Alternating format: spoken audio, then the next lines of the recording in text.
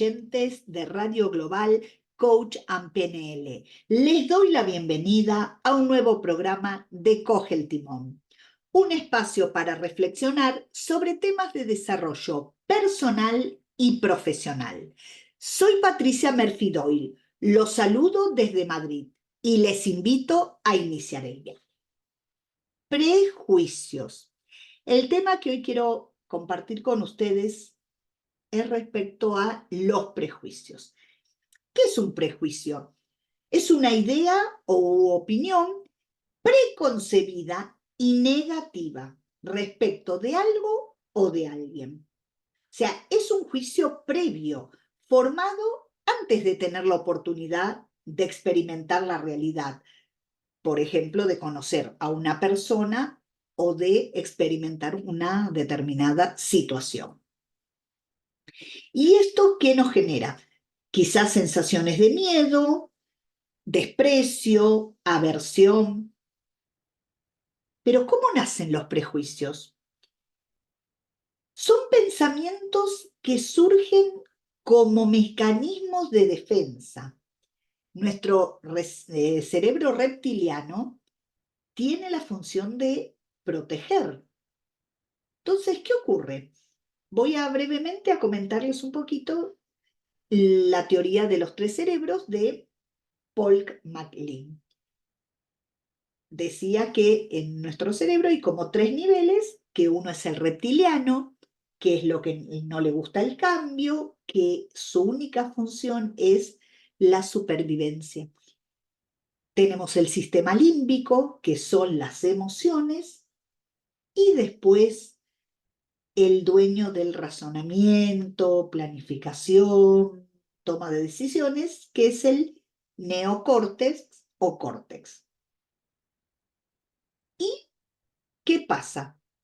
Nuestro cerebro reptiliano, como digo, ese nivel de cerebro, lo que quiere es protegernos. Entonces, si yo siento, por ejemplo, desprecio o miedo a una persona, quizás por ideología política, puede ser por religión, por estatus social, ¿qué va a generar? Rechazo, y mi cerebro reptiliano va a darme como una señal de alarma. Esto no significa que los prejuicios sean naturales, ¿no? O sea, tiene un origen mucho más allá que una simple amenaza, porque no es que es una amenaza real, es algo que una persona piensa o cree sobre una situación, como digo, o sobre otra persona. Y tienen raíces afectivas, culturales, quizás que heredamos a veces ¿de quién? De nuestros padres, de nuestros abuelos o de las personas que quizás nos han criado, ¿no? O nuestros cuidadores.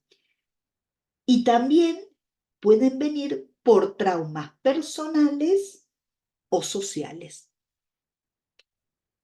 Por ejemplo, el caso del racismo, la xenofobia, que es a los extranjeros, la homofobia. ¿Y qué ocurre? Estas raíces afectivas, como digo, o culturales, están en nuestros modelos mentales. ¿Qué son los modelos mentales? Esas gafas con que nosotros vemos la realidad o vemos la vida. O sea, o vemos nuestra realidad. Yo siempre digo que si me pongo unas gafas claras, de cristales claros, ¿no es cierto? Voy a mirar por la ventana y ¿qué voy a ver? El día claro. Si tengo gafas de sol, voy a mirar y voy a ver ya el día más nublado, más oscuro. Entonces, esos modelos mentales están formados por creencias que pueden ser creencias religiosas, sociales, creencias limitantes, ¿sí? Y también con nuestros valores, valores familiares, valores sociales, y todo esto, o nuestra misma cultura, ¿no? De a veces de las raíces de un determinado lugar, o país, o pueblo, ¿no? Y esto hace que vemos, como yo siempre digo, ¿no? Depende, es como que estuviésemos en un negocio que venden gafas y depende las gafas que uno se ponga, es como ves, ¿no es cierto? Por ejemplo, las paredes, como digo, si me pongo gafas oscuras o gafas claras. Y esto es lo mismo. Pregunta y reflexión. ¿Se pueden cambiar los modelos mentales? Sí, repito, sí, pero cuesta. O sea, como todo cambio en nuestra vida, cuesta. ¿Por qué? Porque hay que modificar estructuras y hay que querer modificar esas estructuras. ¿A qué me refiero esto? Es que recuerden que nuestro cerebro tiene la característica de la neuroplasticidad que se puede moldear, pero tenemos que querer cambiar eso. ¿Es fácil? No. Lleva tiempo, puede ser años, depende de qué modelo, dentro de nuestro modelo mental, qué creencia esté arraigada y de dónde venga ese origen, ¿no? Entonces, por ejemplo, vamos a suponer una persona que tiene problemas con un determinado país porque viven justo al lado, entonces va a generar esa sensación que toda la gente que vive en ese país, porque el país quizás entró en guerra o porque los atacó, o puede ocurrir un barrio, ¿no? Que uno diga, bueno, paseé por un barrio que justo me asaltaron, entonces ya es como que digo, bueno, ese barrio, como vive gente quizás humilde o de una determinada religión o quizás de un determinado origen, de país y eso, ya digo, ese barrio es peligroso. Quizás por una situación puntual y hasta puedo tener, como digo, el rechazo total, ¿no? Y estos prejuicios no solo nos afectan a nivel individual. Patricia tiene prejuicios, entonces, bueno, yo digo, no quiero hablar con una persona de otro país, por ejemplo, o que tenga otra actividad diferente a la mía, o idea política, o creencia, etcétera. Pero esto, sumemos todas las individualidades que cada uno, lo reconozcamos o no, tenemos prejuicios. Que hay que trabajar, por supuesto hay que trabajar para mejorar, para sacar de esos prejuicios, ¿no? Y para poder, como yo digo, permitirnos conocer otras personas, otras situaciones. Y que no quede en nuestro cerebro que por esa situación, que fue particular, hacer como que todo en general es así. Y además, a nivel colectivo, a nivel sociedad, esto hace mucho daño entre pueblos, ciudades, barrios, como digo, ¿no? O sea, la convivencia y un prejuicio, hay veces que viene de generación en generación, ¿no? O sea, depende cuál fue ese origen. Y es, como digo, difícil de cambiar, depende la edad de la persona, las ganas de cambiar, la visión de vida. Porque, ¿qué pasa? Si yo uso unas gafas oscuras y digo, uy, estoy en un centro comercial y digo, uy, acá está todo oscuro, como si fuese casi de noche, ¿no? Porque o un día nublado, y no me las saco, voy a seguir viendo oscuro.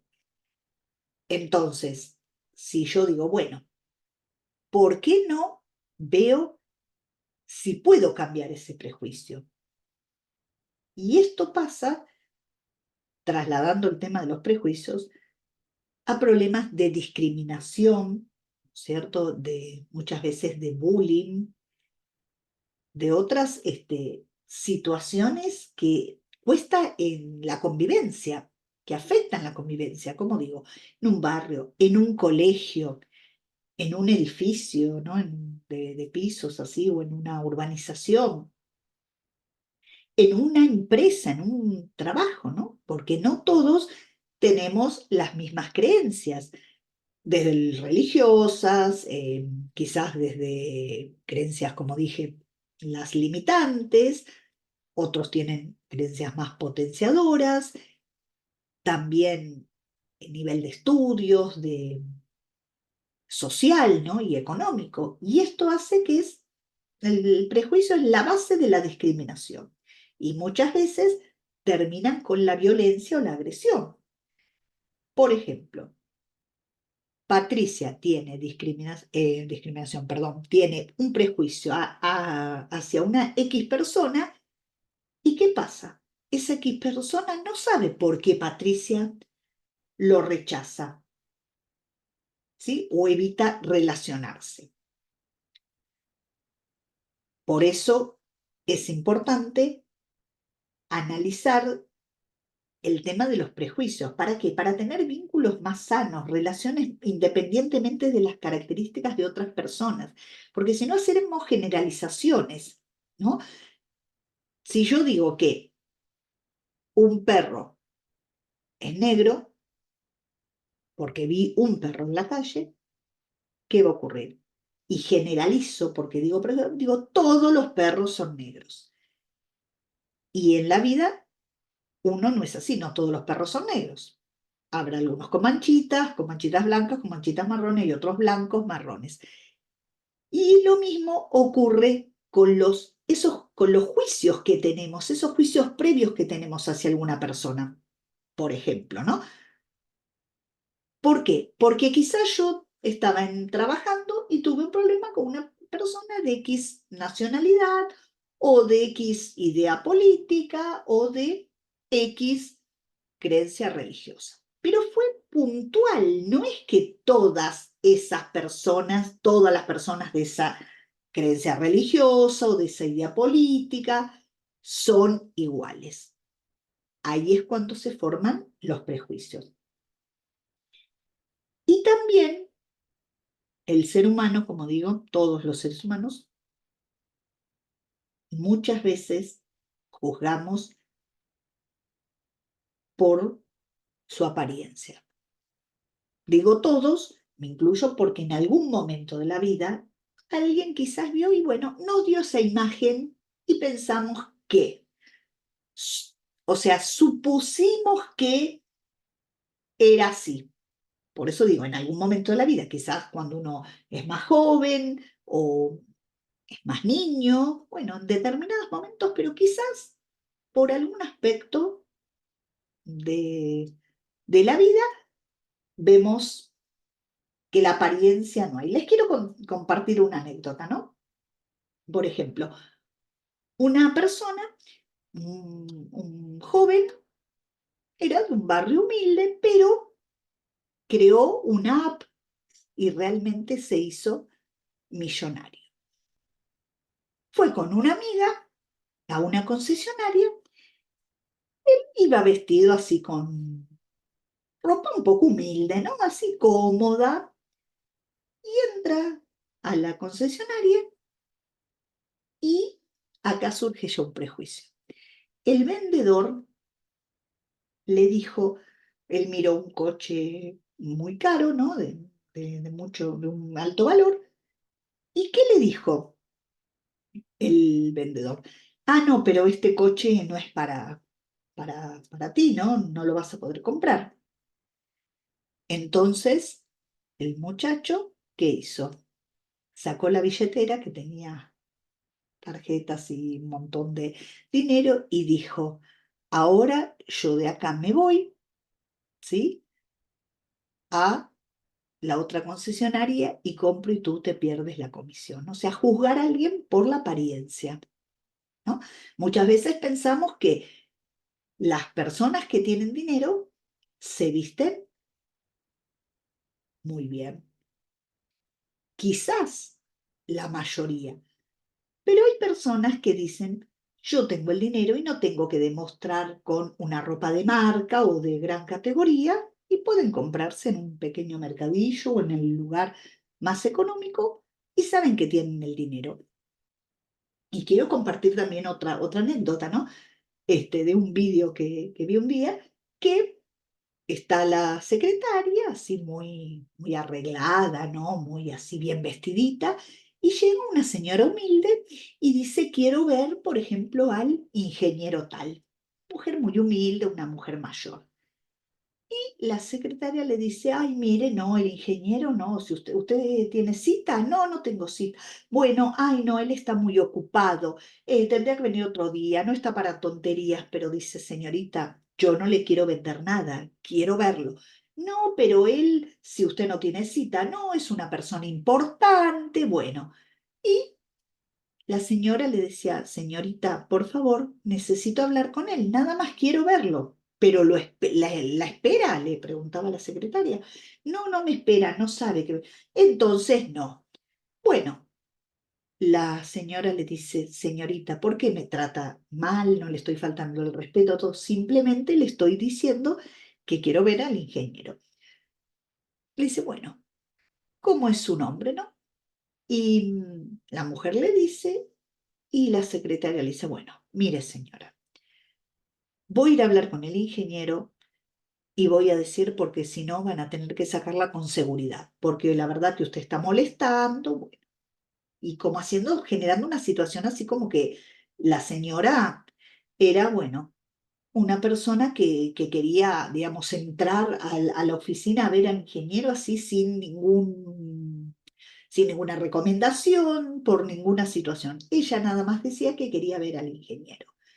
Cuando entra, le dice, ay, disculpe, entra la secretaria, ingeniero, disculpe que lo moleste, sé que es una persona importante, pero hay una señora, y mire, que lo quiero hacer sacar por la seguridad, porque hace como 15 minutos que me está diciendo que lo quiere ver, no tiene cita, me está molestando, yo la verdad que no sé qué hacer. Dice, ah, bueno, ¿cómo se llama? Y le dice XX, ¿no? Entonces, el ingeniero dice, ah, bueno, ahora voy. Ay, discúlpeme, dice, pero bueno, la verdad que es, es que ya no sabía qué hacer. Sale y está la señora y le dice, hola mamá, ¿cómo estás? Y la señora le dice, bien, hijo, te venía a traer como una comida, algo así para el mediodía. Y entonces, claro, la secretaria se queda y le dice, ay, ingeniero, disculpe, no sabía que, dice que, porque está vestido humildemente, el ingeniero estaba vestido como muy elegante. Sí, bueno, ahora toma tus cosas y te vas, estás despedida. ¿Qué quiero decir con estas dos anécdotas? Que muchas veces la ropa hace que juzguemos a la gente y otras veces vemos personas muy bien vestidas y quizás, como uno dice, son ladrones de guante blanco, ¿no? Porque que nosotros pensamos que la persona que está bien vestida no puede ser, no sé, narcotraficante, tratante de blanca y no sé, un asaltante, y la persona quizás mal vestida sí. Entonces, estos son prejuicios que pasan en todas las sociedades y en todos los países, ¿no? Y hasta si uno ve películas, vemos que quizás alguien que parece un verdadero caballero o una señora, y son por ahí que asaltan un banco o hacen, digamos, operaciones no económicas no muy legales, etcétera. Entonces, fíjense a veces el daño que uno hace con el tema de los prejuicios. ¿Qué hubiese pasado, por ejemplo, si en el caso de este chico que fue a comprar el auto, el vendedor le hubiese dicho, bueno, a ver qué auto quieres ver, esto, y él, bueno, elige uno de los más caros, perfecto, mira, mostrarle, atenderlo y decir, por ejemplo, ah, bueno, este auto sale tanto, tú puedes, tendrías que dar, no sé, una señal o cómo lo vas a pagar, atender. Sí, el muchacho le hubiese dicho, no, es que no tengo el dinero, bueno, ahí sí le podía haber dicho el vendedor, realmente me estás haciendo perder el tiempo. Pero si no, si tenía, se perdió una gran venta con una gran comisión. Y encima haciendo daño a la otra persona, que si a veces la persona no tiene una autoestima alta, o no está muy centrado, ¿no? O está en un momento sensible de la vida, puede sentirse mal, como también el caso este del ingeniero con la secretaria y la madre, que la madre, claro, una mujer humilde, pero bueno, pudo quizás haberle pagado los estudios a su hijo y su hijo llegó.